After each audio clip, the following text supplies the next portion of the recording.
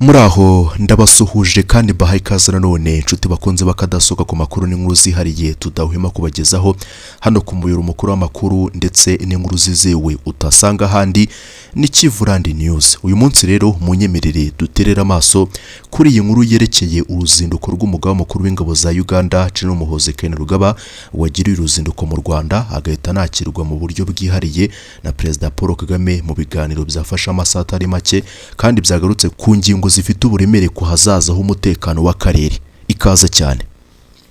Ni kuri uyu wa gatandatu tariki ya 25 Nyakanga 2026 indege yari itwaye Gen. Muhoozi Kainerugaba yasesekaye ku kibuga mpuzamahanga cy'indege cya Kigali ku masaha y'igicamunsi. Akigera mu Rwanda yakiriwe n'umugaba mukuru w'ingabo z'u Rwanda Gen. Mubaraka Muganga, ikintu cyahise rwose kigaragaza ko uru ruzinduko rwari rufite uburemere budasanzwe. Nyuma y'amasaha make ageze Kigali mu ijoro ryo kuri uyu 25 Nyakanga rishyira kwa 26 Nyakanga 2026, Gen. Muhoozi yakiriwe na Perezida Paul Kagame mu biro bye, ubundi bicara ku meza amwe y'ibiganiro batangira kuganira ku ngingo n'ubundi zitandukanye zerekeye ubufatanye bw'ibihugu byombi ndetse n'uburyo ki akarere kagirwa paradiso. Nk'uko byatangajwe rero n'ibiro by'umukuru w'igihugu, Perezida Kagame na Gen. Muhoozi Kainerugaba baganiriye ku ngingo zitandukanye zibanze ku gushimangira ubufatanye bukomeye hagati y'u Rwanda na Uganda ndetse no ku kibazo kirebana n'amahoro n'umutekano n'ituze mu karere. Aya magambo ashobora gusa na yoroshye ariko mu rurimi rwa diplomasi abafite uburemere bukomeye. Iyo abayobozi b'ibihugu byombi bavuga ko baganiriye ku mutekano n'amahoro yo mu karere, akenshi baba bavuga ku bibazo bikomeje guhungabanya ituze ry'akarere k'ibiyaga bigari n'uburyo ibihugu byombi byafatanyamo mu kubishakira igisubizo kirambye. Mu gihe gito rwose gishize u Rwanda na Uganda byakomeje kugaragaza ko bishaka gukomeza gukorera hamwe mu rwego rw'umutekano. Ibihugu byombi rero nk'uko mubizi bisangiye imbibi kandi bisangiye inyungu nyinshi, bityo ikibazo cy'umutekano kibangamiye kimwe ni gishobora rwose kudasiga ingaruka no ku kindi. Ni muri urwo rwego rero hari amakuru avuga ko kimwe mu byibanzweho muri ibi biganiro ari uburyo bwo gukomeza guhuza imbaraga mu guhangana n'imitwe yitwaje intwaro ikorera mu karere. Umutwe wa FDLR ndetse na ADF kuri ubu ngubu twavuga ko iyi mitwe yombi n'amezi 5 ifite ikimeze nk'uko imeze ubu. Muri make mu gihe kitarenze amezi 5 kuri 3 iyi mitwe yombi rwose izaba yarasenyutse binyuze mu bufatanye bw'ingabo z'ibihugu byombi Uganda ndetse n'u Rwanda. Izi nyeshyamba za ADF ndetse na FDLR zibangamiye umutekano ndetse n'ituze ry'u Rwanda na Uganda. FDLR ni kenshi rwose yagiye igaba ibitero bitandukanye ku butaka bw'u Rwanda bigamije n'ubundi guhungabanya ituze n'umutekano by'u Rwanda. Ni umutwe ukorana bya hafi na leta ya Kinshasa ndetse na leta ya Gitega. Ibingibi rero u Rwanda rwagiye rubigarukaho inshuro nyinshi rusaba ko izi nyeshyamba zasenywa no mu rwego rwo kubahiriza amasezerano ya Washington Accords yasinyiwe i Washington hagati y'u Rwanda na Repubulika Iharanira Demokarasi ya Kongo Kinshasa, ariko ibirimo na kimwe kigeze cyubahirizwa bitewe n'ibyo impande zombi zisabwa. U Rwanda rusabwa gukuraho ingamba z'ubwirinzi rwashyizeho, ariko rukagaragaza ko izo ngamba z'ubwirinzi rugomba kuzikuraho mu gihe FDLR yaba itakiriho, ko FDLR igomba kubanza gusenywa. Ariko ibyo ngibyo leta ya Kongo Kinshasa irabisabwa, ibisabwe na Leta Zunze Ubumwe za Amerika, ariko nta munsi n'umwe yari yagatera intambwe mu gusenya uyu mutwe wa FDLR. Kuri ubu ngubu rero bisa nkaho uyu mutwe wa FDLR ugiye gusenywa binyuze n'ubundi mu bufatanye bw'ingabo za Uganda ndetse n'u Rwanda, kuko n'ubundi ibi biganiro icyo bivuze no gushakira amahoro n'ituze akarere ibihugu byombi biherereyemo. Ikindi rero kuri ubu ngubu kigomba kurebwaho kurenza nanone ibindi ni umutwe wa ADF wagiye ugaba ibitero mu bihe bitandukanye ku butaka bwa Uganda, ukica abasivile, abana, ugafata ku ngufu, ugakora n'ibindi bikorwa bitandukanye by'urugomo. Ibi byose rero uyu mutwe ubikora wabanje kubitegurira ku butaka bwa Repubulika Iharanira Demokarasi ya Kongo Kinshasa. Ibi byose rero bigiye gukurwaho binyuze n'ubundi mu bufatanye kuri ubu ngubu bwatangiye kugaragara buri hagati y'u Rwanda na Uganda. Rero ushobora guhita wibaza uti ese ubundi ibihugu byombi bizasenya iyi mitwe gute ikorera ku butaka bwa Repubulika Iharanira Demokarasi ya Kongo, mu gihe iyo mitwe n'ubundi ikorera ku butaka bwa Kongo?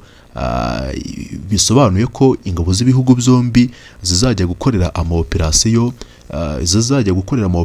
ku butaka bwa Kongo bw'ikindi gihugu. Ese ibyo ntibyateza amakimbirane y'ibihugu bitatu, aho bibiri muri byo rwose bishobora kwitwa ko byagiye guhungabanya ituze ry'umutekano w'abaturanyi? Kugeza amagingo ya ntibizwi mu by'ukuri uburyo bushobora gukoreshwa mu bigendanye no gusenya iyo mitwe yombi ifite ibirindiro muri Repubulika Iharanira Demokarasi ya Kongo Kinshasa. Ariko uburyo bwa mbere ni ubwumvikane, aho leta ya Kongo Kinshasa igomba n'ubundi gutanga uburenganzira ku ngabo z'u Rwanda n'iza Uganda mu bigendanye no gusenya iyi mitwe ibangamiye ituze ry'abaturanyi, ari nabyo byabaye intandaro yo gutandukana ndetse n'amakimbirane ari hagati y'impande zombi, cyane cyane u Rwanda na Kinshasa. Rero ubwo nibwo buryo rwose bushobora gukoresha. Ubwa kabiri rero ibyo twakita wenda ngo ni plan B, situzi uko bizagenda, ariko ukuri guhari nuko nguko niko amakuru abivuga. Rero ni byinshi Muhoozi Kainerugaba na Perezida Kagame baganiriye ku ngingo nyinshi zitandukanye, zirimo ukuvugurura amasezerano u Rwanda na Uganda bifitanye, ukuba yakagurwa ayo masezerano. U Rwanda na Uganda bifitanye amasezerano mu nzego nyinshi zitandukanye: ubucuruzi, ubuhahirane, ubuvuzi, umutekano n'ibindi bitandukanye.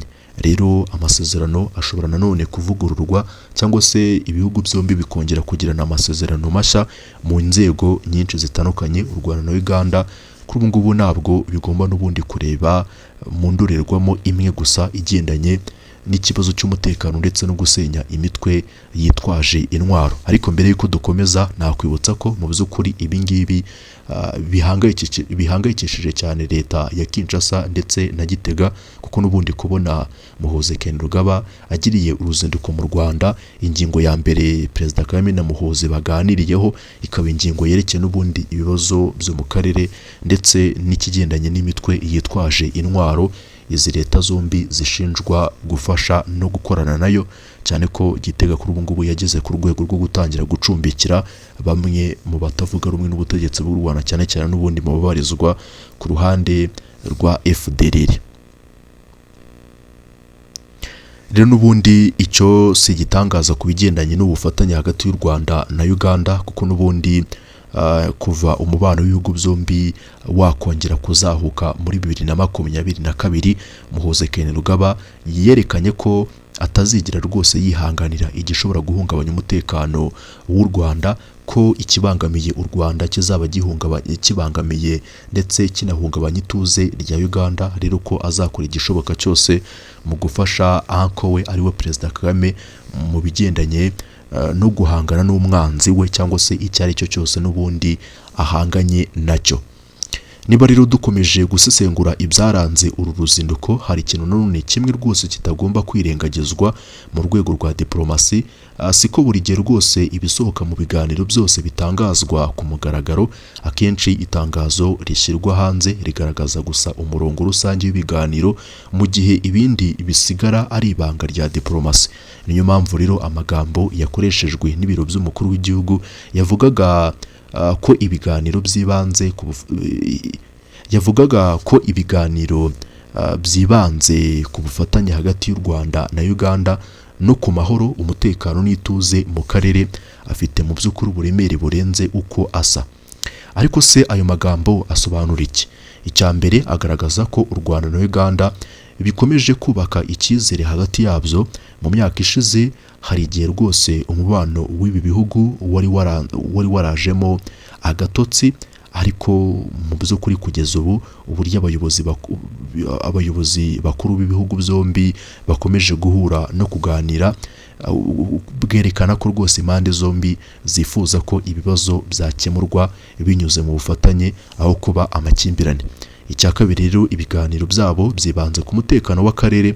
Akarere k'ibiyaga bigari karacyafite ibibazo by'imitwe twaje intwaro ikorera cyane cyane mu bice bitandukanye, ahanini mu burasirazuba bwa Repubulika Iharanira Demokarasi ya Kongo. Rero amakuru akomeza avuga ko muri ibi biganiro ikigendanye na FDL ndetse na ADF ari cyo kintu n'ubundi kibanzweho cyane mu bigendanye n'ikibazo cyugarije n'ikibazo cy'umutekano muke cyugarije akarere ibihugu byombi biherereyemo, ndetse n'ikigendanye n'umutwe wa M23 cyagarutsweho, ariko ikibangamiye n'ubundi umutekano w'ibihugu byombi nicyo kibanza kwibandwaho ndetse no kurebwaho mu buryo bwihariye. Rero iyo urebye uko uru ruzinduko rwateguwe, uburyo General Muhoozi yakiriwe ndetse n'ibiganiro yagiranye na Perezida Paul Kagame, yewe n'imyanzuro yafatiwe muri ibi biganiro, usanga rwose uru ruzinduko rutari uruzinduko rusanzwe rwo gusuhuzanya, ahubwo rwari uruzinduko rwaje mu gihe akarere k'ibiyaga bigari gakomeje guhura n'ibibazo bikomeye by'umutekano. Ari nayo mpamvu rero buri jambo ryavugiwe muri ibi biganiro rifite uburemere bwaryo. Rero niyo mpamvu impande zombi zikomeje kugaragaza ko gukorana ari byo bifitiye akamaro abaturage b'ibihugu byombi ndetse n'akarere muri rusange. Iyo rero dusubiye inyuma gato, twibuka ko hari igihe umubano wa Kigali na Kampala wari warajemo agatotsi, hari ukutumvikana kwa politike, ibibazo ku mipaka n'ibirego byatanzwe ku mpande zombi, ariko kuva mu mwaka wa 2022 ibintu rwose byatangiye guhinduka. Ifungurwa rero ry'umupaka wa Gatuna ryabaye ikimenyetso gikomeye cyane cy'uko impande zombi zishaka rwose gutangiza urundi rugendo rushingiye ahanini ku bwizerane no ku bufatanye. Kuva icyo gihe rero abayobozi bakuru b'ibihugu byombi bakomeje guhura kenshi. Perezida Paul Kagame na Perezida Yoweri Kaguta Museveni bagiye bagirana ibiganiro inshuro nyinshi, mu gihe Muhoozi nawe rwose yakomeje kugira ubushake mu gukora uruzinduko mu gukorera uruzinduko i Kigali, cyane ko rwose ibi byose yabitangije mu rwego rwo kwimenyereza inzira ya diplomasi, dore ko yifuza rwose kuzasimbura ise ku butegetsi. Iyo rero ukomeje usesengura iby'uru ruhererekane rw'izi ngendo, usanga zose mu by'ukuri zifite intego imwe, no gukomeza kubaka umubano ushingiye ku bwubahane, ku nyungu zihuriweho no ku mutekano w'akarere. Mu rwego rw'ubukungu, umutekano urambye utuma ubuhahirane bwambukiranya imipaka burushaho rwose kwiyongera, ishoramari rikaguka, abaturage bakagenda bisanzura mu bikorwa by'ubucuruzi n'ingendo. Mu rwego rwa diplomasi narwo, iyo ibihugu bibanye neza birushaho rwose kugira ijambo rikomeye mu biganiro bireba akarere. Ku bijyanye n'umutekano, ibihugu byinshi byo mu karere k'ibiyaga bigari byakomeje rwose kugaragaza ko imitwe yitwaje intwaro ikorera muri aka karere ikomeje kuba ikibazo gikomeye. Niyo mpamvu rero ubufatanye hagati y'ibihugu buhora rwose bufatwa nk'imwe mu nzira zifasha gukemura ibyo bibazo. Kugeza ubu magingo aya ngaya, hari nanone muri bamwe babona ko ukuba u Rwanda na Uganda byatangiye ukuvugwaho ko byinjiye mu nzira yo gushaka igisubizo kigendanye no gusenya imitwe ya FDL na ADF, abahuza n'ubundi muri iki kibazo batabihaye umugisha cyangwa se batabigiyeho inama mu buryo bwagutse, rwose ngo ari icyemezo ngo kidakwiye gushyigikirwa cyangwa se gushyirwa mu bikorwa. Muri make, hari bamwe rwose bagaragaza ko ibi bidakwiye mu kuba u Rwanda na Uganda byafatanya mu gusenya iyi mitwe yitwaje intwaro, kuko n'ubundi bagaragaza impungenge z'uko ibi ngibi bishobora guteza amakimbirane y'ibihugu bitatu, u Rwanda na Uganda, bikisanga rwose mu makimbirane atarangira kandi y'igihe kirekire. Ngayo nguko rero reka dusubikira aha ngaha iby'uruzinduko rwa Muhoozi i Kigali, nuko nguko byagenze. Ariko ibi biganiro mu by'ukuri ntabwo birangiriye aha ngaha. Nitugira ibindi tumenya cyangwa se